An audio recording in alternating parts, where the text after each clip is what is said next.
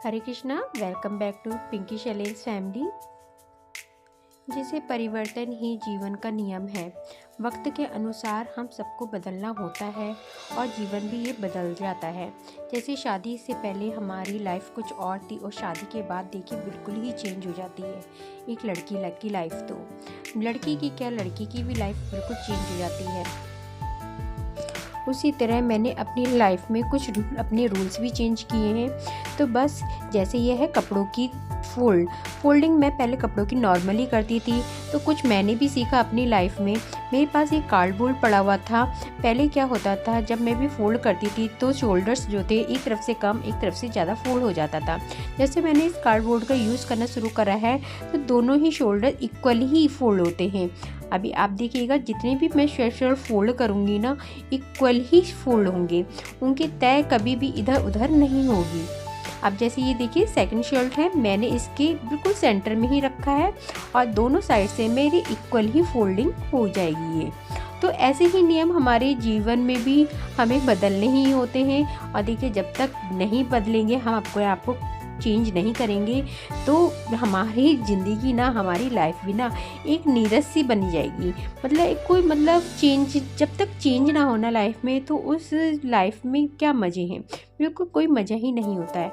इसी तरह देखिए मेरा बेटा ना ये अपने ड्रॉस बहुत ही ख़राब कर लेता था। बहुत एक लोवर निकालने में या एक स्वेट शर्ट निकालने में पूरे ही कपड़े नीचे से निकाले उसने पूरे ही बेकार कर लेता था।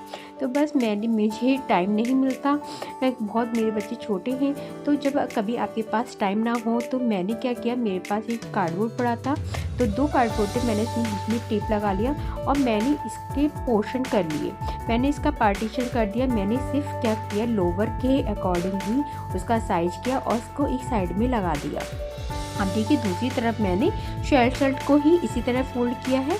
और यहाँ देखिए जब आपके पास भी ऑर्गेनाइज़र बनाने का टाइम ना हो तो आप भी इसी तरीके से करिए। अब देखिए यहाँ पे आज मुझे बनाने थे भसींडे, जिन्हें हम कमल ककड़ी भी बोलते हैं। जब भी आप कमल ककड़ी बनाइए तो पहले तो उन्हें अच्छे से वॉश करिए और वॉश करने के बाद आप उसको ना गर्म पानी में उबालिए, खौलाइए और उसमें 1 चम्मच या 2 चम्मच नमक डाल के उसे अच्छे से बॉईल कर दीजिए।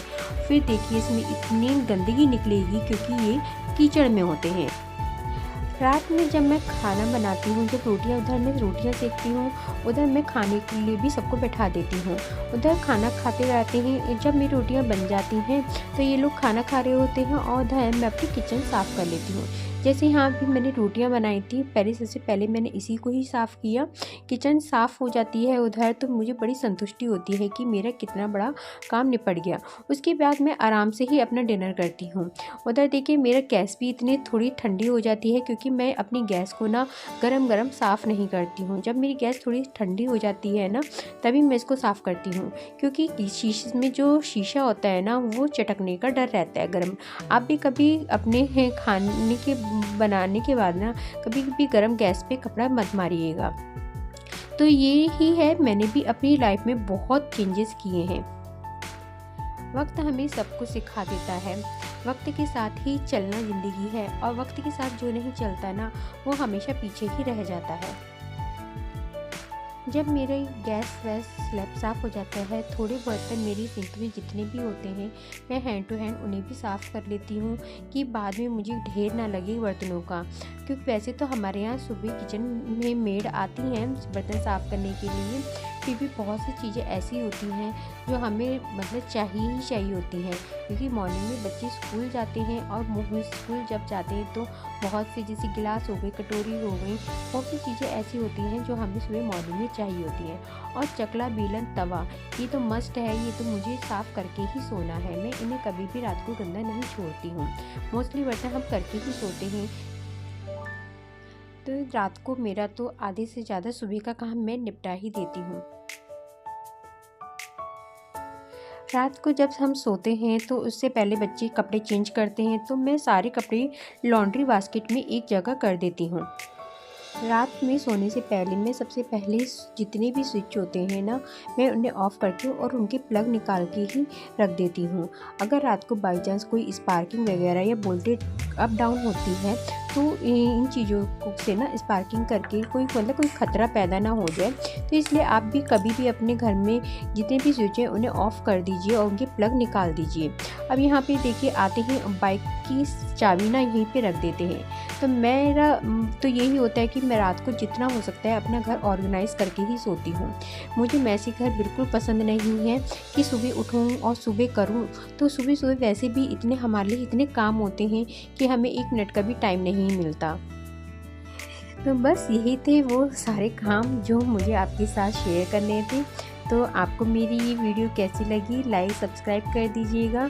अगर वीडियो पसंद आती है तो कमेंट्स बॉक्स में बताइएगा कि मेरी वीडियो आपको कैसी लगी। तो बस अपनी लाइफ में कुछ चेंजेस लाइए और अपने घर को नीट एंड क्लीन और ऑर्गेनाइज रखिए। यही हमारे जीवन में देखिए हमारे हाउसवाइफ के लिए तो सबसे ज़रूरी यही होता है, हमें अपने घर को हमेशा ऑर्गेनाइज ही रखना है। कोई अचानक से आ जाए तो हमें कोई ये ना कहे कि कहते हैं कि इन्होंने अपना घर कैसे रख रखा है। अगर मेरे घर में कोई भी आता है तो मुझे कभी भी ये शिकायत नहीं मिलती है कि देखना हम उनके घर गए थे और उनका घर इतना मैसी पड़ा था। तो बस इसी के साथ मैं करती हूँ अपनी वीडियो का एंड। और आपको मेरी वीडियो कैसी लगी तो लाइक सब्सक्राइब कर दीजिएगा। Bye bye.